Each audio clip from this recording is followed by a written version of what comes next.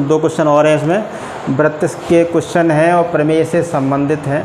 तो इनको और देख लें कि एक वृत्त के केंद्र से 13 सेंटीमीटर दूर बिंदु से खींची गई स्पर्श रेखा की लंबाई 12 सेंटीमीटर है, तो वृत्त की त्रिज्या ज्ञात करो। एक क्वेश्चन हमने पहले भी करा दिया है इस तरह का, तो वो ज़्यादा कुछ ऐसा हार्ड नहीं है, नॉर्मल सिंपल सा है, बस केवल आपको क्लियर करना है कि एक वृत्त के केंद्र से, ये केंद्र है, यहाँ से 13 सेंटीमीटर दूर बिंदु से, माने बिंदु अपन यहाँ मानेंगे, इसको मान लिया हमने P, ठीक है। यहाँ से स्पर्श रेखा खींची जा रही है, तो स्पर्श रेखा तो मान लो ये है, मान लो ये, मान लीजिए अपना Q मान लें, तो ये स्पर्श रेखा की लंबाई है 12 सेंटीमीटर और दूरी कितनी दी गई है केंद्र से 13 सेंटीमीटर, ये 13 सेंटीमीटर की दूरी है।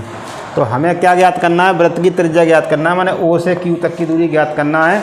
तो यहाँ बस अपन को ये समझना है कि जो बातें इसमें बताई हैं प्रमेय में, इस बात को समझना है कि 2-3 बातें कंबाइंड होती हैं। जैसे कि स्पर्श रेखा का जो स्पर्श बिंदु है उस पर त्रिज्या लंब होती है, वो तो एक 90 डिग्री का कोण हो गया। उसके बाद जब 90 डिग्री का कोण हो गया, वो अपने सामने त्रिभुज भी दिखाई दे रहा है, तो वो त्रिभुज कौन सा होगा, समकोण त्रिभुज। अब समकोण त्रिभुज में 90 डिग्री के सामने की जो भुजा होती है वो कर्ण होती है। उसके बाद अपन को लंब आधार मान लेना है और क्या ज्ञात करना है वो देख लेना है, और इसमें पाइथागोरस प्रमेय लागू होगी। और इसमें खास कुछ नहीं है, 90 डिग्री वाला कोण ये है, तो इसमें ये त्रिभुज कौन सा त्रिभुज है, समकोण त्रिभुज, कौन सा है, OPQ या फिर OQP कह लें। तो यहाँ पे अपन देखें कि 90 डिग्री के सामने कर्ण, अपने ये मान लें कर्ण OP बराबर दिया है 13 सेंटीमीटर। यहाँ पर वैसे भी देख रहे हैं कि बड़ी भुजा ये है, उससे छोटी भुजा ये है। अब ये नाप के हिसाब से भी देखेंगे तो इन दोनों से छोटी ही है, तो वैसे भी कर्ण दिखाई दे रहा है। इसको चाहे लंब मान लो चाहे आधार मान लो। आधार मान लिया अपने PQ बराबर 12 सेंटीमीटर, और जो त्रिज्या है वो अपनी OQ बराबर हमें ज्ञात करना है।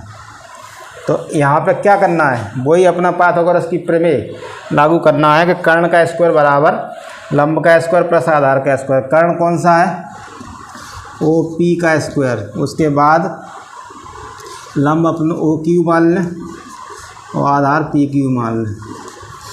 तो OP की वैल्यू दी गई है 13 का वर्ग डायरेक्ट कर सकते हो, 13 का वर्ग 169 होता है। इसका मान ज्ञात करना है, इसका मान 12, उसका वर्ग 144 होता है। तो इसमें टाइम ख़राब करने की आवश्यकता नहीं है। ये 169 और ये होगा 144, इसको इस तरफ लेके आएंगे तो घट जाएंगे, माने OQ का स्क्वायर बराबर 169 माइनस 144, घटाएंगे तो 25 बचेंगे, 25 का यहाँ वर्गमूल करेंगे तो OQ बराबर 5 सेंटीमीटर। ये हो गया अपना इसका आंसर, इसमें कुछ खास ऐसा नहीं। उसके बाद वहीं दूसरा दोबारा से आ रहा है कि 8 सेंटीमीटर त्रिज्या के वृत्त पर, वृत्त की त्रिज्या 8 सेंटीमीटर है, उस पर 2 समानांतर स्पर्श रेखाओं के बीच की दूरी अभी हमने बताया। जैसे कि ये वृत्त है, स्पर्श रेखाएं जब होंगी समानांतर स्पर्श रेखाएं,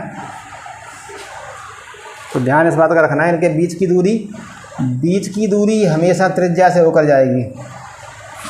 तो पूरा क्या होगा, व्यास। तो त्रिज्या अपनी 8 सेंटीमीटर की, उसका दोगुना करोगे तो कितनी हो गई, 16 हो गई। तो बीच की दूरी है ना, बीच की दूरी सही से समझ लो, ये व्यास होगा, व्यास। और व्यास क्या होता है, 2 गुणा त्रिज्या होता है। तो 2 गुणा 8, तो ये हो गया 16 सेंटीमीटर। बच्चों इसको देखोगे और इसको करोगे भी तभी तुम्हारी समझ में आएगा, बिना हाथ से करे समझ में नहीं आएगा, इस बात का ध्यान रखना। तो रिवीजन तुम्हें करना है।